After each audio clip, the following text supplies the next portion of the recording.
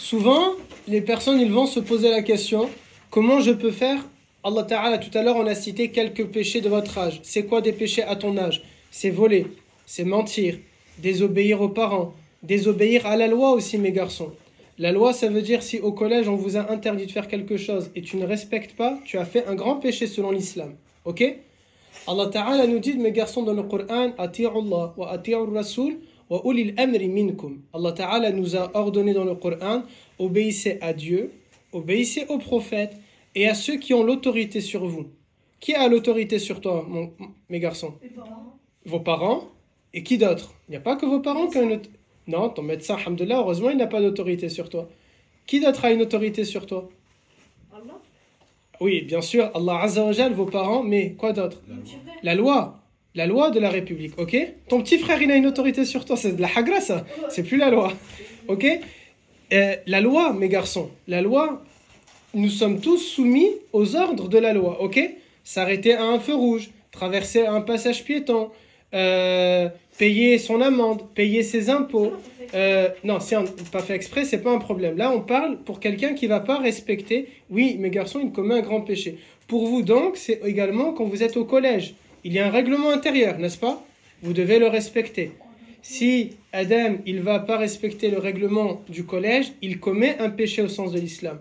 Ça veut dire que quand on comprend ça, mes garçons, quand on comprend ça, qui sont normalement les meilleurs collégiens du collège? C'est vous, c'est les garçons musulmans. Ok? Un garçon musulman, il est censé être le meilleur des collégiens qu'on a jamais vu. Parce qu'il va respecter toutes les règles. Le meilleur élève, c'est l'élève normalement musulman. Je dis normalement parce que Dieu sait qu'on est loin de cette réalité. Pourquoi? Parce que l'islam vous a obligé à apprendre. L'islam vous a obligé à respecter les professeurs. Ne pas respecter son prof, mes garçons, c'est un grand péché. Parce que notre prophète, alayhi salam, il nous a enseigné. Dans l'islam, il y a une règle. On dit, un enseignant, tu vas le respecter comme un prof. On n'a pas parlé ici d'un enseignant d'islam. Moi, ça serait facile pour moi de vous dire, oui, mes garçons, vous avez vu, c'est les règles, je suis votre prof d'islam, alors vous devez me respecter comme ça. Non. Un enseignant simplement. Ton prof de maths, tu dois le respecter. Maintenant, toi et moi, on ne va jamais voir le prophète de notre vivant ici. On est d'accord? Il est décédé, alayhi salam. Quand est-ce qu'on va le voir? On espère, on le verra au paradis. Et le prophète au paradis, alayhi salam, il va pouvoir juger si Jassim le respecte, si Zakaria le respecte, si Noam le respecte, si Ilyas le respecte, etc. De quelle manière? Comment ces garçons ils se sont comportés avec leur prof de maths, leur prof de français, qu'ils soient musulmans ou pas musulmans, que ce soit une femme ou un homme, âgé ou des jeunes. Et quand le prof il vous a dit taisez-vous, vous vous taisez mes garçons. Si toi tu vas estimer qu'il est injuste, ça peut arriver, on est d'accord. Un prof, Adam il a l'air d'être très très d'accord avec cette parole. Oui, c'est possible. C'est possible qu'un prof est injuste. Mais le respect, il va être où? Il va être d'aller le voir calmement et de lui dire « Monsieur, je n'ai pas compris ça. » Ça ne marche pas ou tu as peur qu'il réagisse mal avec toi, tu vas voir qui? Son supérieur hiérarchique. Tu vas aller voir le proviseur. Le proviseur n'est pas d'accord avec toi et tu penses avoir été victime d'une injustice, qu'est-ce que tu vas faire? Tu vas dire à maman et papa, ils vont t'aider, et s'ils ne t'aident pas, Oustad, il va t'aider. Tu vas écrire, non, Oustad ne va pas t'aider parce que vous allez venir me voir à chaque fois. Et vous allez voir qui? Le recteur d'académie. Il est au-dessus du proviseur. Le recteur d'académie, il ne t'a pas donné raison? Et nous avons, alhamdoulilah, vous vivez en France, mes garçons. En France, c'est possible pour toi et moi, on peut écrire un courrier au ministre de l'Éducation nationale. Si on vivait au Maroc, on te le déchire et après on vient te voir le matin. Viens, âgé. Comment ça t'as écrit un courrier? Toi, t'as cru que t'es qui? Viens. Ok? Au Maroc, c'est pas de la même manière que ça va se passer. Et le ministre de l'Éducation, il t'a pas donné raison et tu penses avoir été victime, il y a le médiateur de la République qui est au-dessus. Et le médiateur, il t'a pas donné raison, tu peux toujours porter plainte. Le juge, il t'a pas donné raison et tu penses avoir été victime, tu vas aller à la cour d'appel. Et la cour d'appel, ça n'a pas marché, tu vas à la cour de cassation. Et la cour de cassation, ça t'a pas plu, tu peux toujours aller au Conseil constitutionnel en France. Et ça t'a pas plu, tu peux aller devant la Cour européenne des droits de l'homme. Et là aussi, ça t'a pas plu, alhamdoulilah, on vit dans un pays qui a signé un accord avec plein d'autres pays qui s'appelle la Cour pénale internationale. Alors, et si même là le juge il te dit non t'as ailleurs, wallah, Oustad il te dit t'as ailleurs mon frère, arrête. Coupe. Déjà le temps que tu fasses tout ça, t'as déjà quitté le collège, le prof il t'a oublié, toi tu l'as oublié, etc. Jassim il sera encore au collège peut-être d'ici là, il aura redoublé 6, 7 fois, 8 fois. Je plaisante bien sûr. Ok? Un péché, un grand péché, c'est donc de ne pas, on a dit les péchés pour un garçon de ton âge, la désobéissance aux parents, c'est la désobéissance à ceux qui ont l'autorité sur toi. Ça va être, pour un garçon de ton âge, ça va être quoi? Parler mal, ok? Ça va être agresser, harceler quelqu'un. Il y a beaucoup d'harcèlement maintenant dans les collèges. Si toi, tu vas harceler quelqu'un, à ce moment-là, tu es en train de commettre un grand péché, au sens de l'islam, ok? Aux yeux de l'islam. Toutes ces choses-là, tous ces péchés-là, pour se faire pardonner, ça ne sert pas, plutôt comment le dire, c'est pas parce que j'ai fait un péché que c'est facile pour moi de me faire pardonner. Certains, ils vont dire quoi? Jassim, on va lui dire, il te suffit de lire le Coran. Non, mes garçons. À Zakari, on va lui dire, va au pèlerinage. Non, mes garçons. À Noham, on va lui dire, donne de l'argent fils Abillah. Non, mes garçons. À Ilyes, on va lui dire, lève-toi le matin et fais la prière. Non, mes garçons. Il y a certains péchés, faire ça, ça ne suffit pas. Pour d'autres péchés, faire ça, oui, ça suffit. Mathalan, par exemple, tu as fait un petit péché et tu as oublié que c'est un petit péché. Aux yeux, par exemple, un petit péché, ce serait quoi? Au sens de l'islam, ok?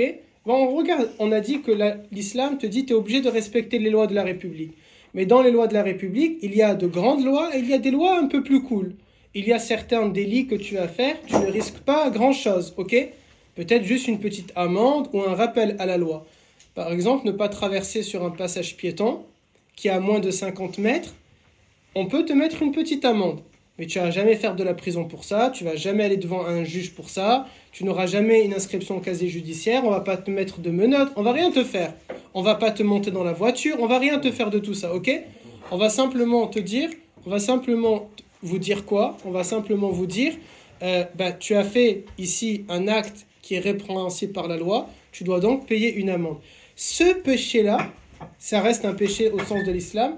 Oui, tu peux te faire pardonner comment? Tu as payé ton amende et tu vas dire astaghfirullah. Ça passe. Mais maintenant, si tu as tué quelqu'un, la loi elle va te dire tu dois aller en prison. Tu as beau faire le pèlerinage, ça ne va pas te pardonner d'avoir tué quelqu'un. Pour se faire pardonner d'avoir tué quelqu'un, il faut quoi? Le pardon de la victime. Si la victime, elle te dit moi je ne te pardonne pas, alors Allah Ta'ala, il ne va pas te pardonner par rapport à ça. Vous saisissez? Parce que les gens, ils ont confondu tout ça. Ils pensent que c'est qu'un business, une affaire entre toi et Allah Ta'ala. Si j'ai commis un tort à quelqu'un, ce n'est pas un business que entre moi et Allah Azza wa Jal. C'est un problème entre moi, Allah Ta'ala, et la personne à qui je fais quelque chose. Si Noham, il est victime d'un harcèlement, c'est en 2010, Noham, non? Et 2010, l'année dernière, apparemment, au collège, tout le monde était en train d'essayer de vous hagar. Il se fait harceler. Et son harceleur, il s'appelle Ilyes. C'est lui-là, celui-là, ce Sahraoui-là, en face de nous, ok? Ce Ilyes-là, il va l'harceler. Ilyes, il va grandir, il va demander pardon à Allah Azza wa Jal, il va faire des prières, c'est devenu un garçon correct et droit. Allah Ta'ala va questionner Ilyes sur l'harcèlement qu'il a fait à Noham. Ilyes, il ne peut pas dire, non, mais ça va, c'était l'époque, on était jeunes, c'était... Non. Parce qu'Ilyes, à son âge, il est collégien, il est responsable devant Allah Ta'ala de ses actes. Pour que Allah Ta'ala ne lui pose pas de questions sur cet harcèlement scolaire, qu'est-ce que Ilyes doit faire? Il doit obtenir le pardon de Noham. Et Noham, il n'est pas obligé de pardonner à Ilyes. Zakaria, il ne peut pas venir voir Noham et dire « Non, mais ça ne se fait pas, tu as vu, tu es musulman, Dieu pardonne, donc tu dois pardonner. » Non, Noham, il a le droit de dire « Eh ben moi, je ne lui pardonne pas. » Vous saisissez? Pour se faire pardonner, juste avant de répondre à votre question, pour se faire pardonner, on a donc dit que ce qui va t'aider à te faire pardonner, c'est Surat An-Nisa. Mais pour que ça marche, réciter Surat An-Nisa pour obtenir le pardon, pour que ça marche, tu dois remplir 4 conditions. 4 conditions. Number 1, tournez la page, c'est la page 3 de votre polycopier, et frère Nour, il va vous les noter. Petit i, vous marquez, c'est demander pardon en effectuant 2 rak'at, une prière de 2 unités. Ok? Faire une prière de 2 unités, c'est la première condition. Si maintenant Zakaria il commet un péché, il doit donc réciter Surat An-Nisa, ensuite faire une prière de 2 unités, ou bien l'inverse, il n'y a pas de problème, ok? Mais ça fait partie des conditions, faire une prière de 2 unités, premièrement. Deuxièmement, il doit regretter sincèrement ce qu'il a fait. C'est pas simplement « Ah ouais, c'est vrai, j'ai abusé ». Non, il doit avoir un vrai regret. Et le regret, mes garçons, mettez entre parenthèses, avec des pleurs. pour que ça s'appelle tu regrettes, tu dois pleurer. Tu dois être dégoûté de toi-même. Tu dois t'en vouloir à tel point que tu as pleuré. C'est pas simplement pleurer parce si vous êtes capable, mes garçons, de pleurer quand on vous prive de portable et de play, tu dois être capable de pleurer aussi parce que tu regrettes ce que tu as fait. Ok? Adam, il sourit là en ce moment. Il pleure pas. Ok? Un vrai regret, c'est des pleurs. Un vrai regret, c'est des pleurs, mes garçons. Troisième condition, petit il y a, ok? Troisième condition, c'est promettre de ne plus jamais recommencer. À qui tu promets? À Allah Azza wa Jal. Tu vas promettre de ne plus jamais recommencer. Quatrième, obtenir le pardon de la victime quand il y a une victime. Alors, si tu n'as pas fait une prière, ça va être pour réparer ici son tort, il faudra faire la prière, ok?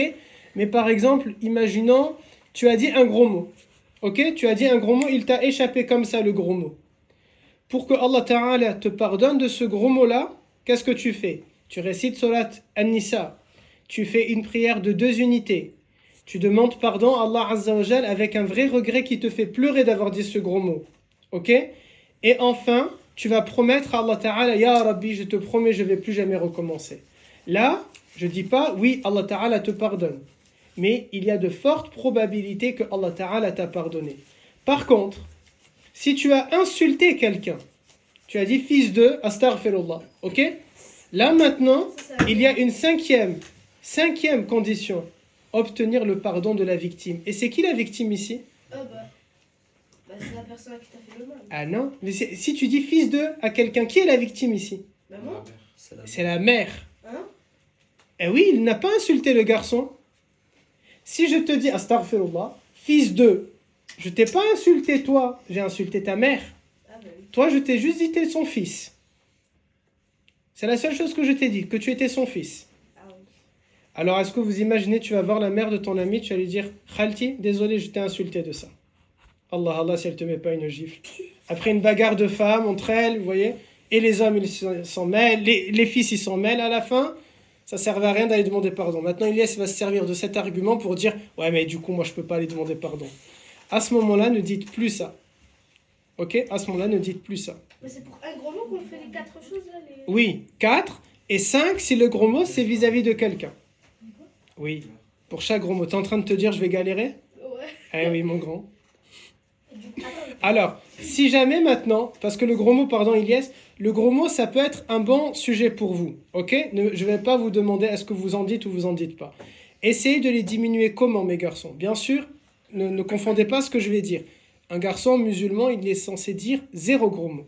Si maintenant, chacun d'entre vous, il sait qu'il en dit, ok? Vous savez que vous en dites.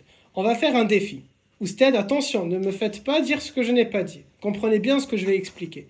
Vous êtes censé dire combien de gros mots? 0. Merci Zakaria, il n'y a que lui qui a retenu. Il va être mon témoin le jour du jugement. Un garçon musulman, il est censé dire 0 gros mots. Mais Oustad, il a conscience de quelque chose.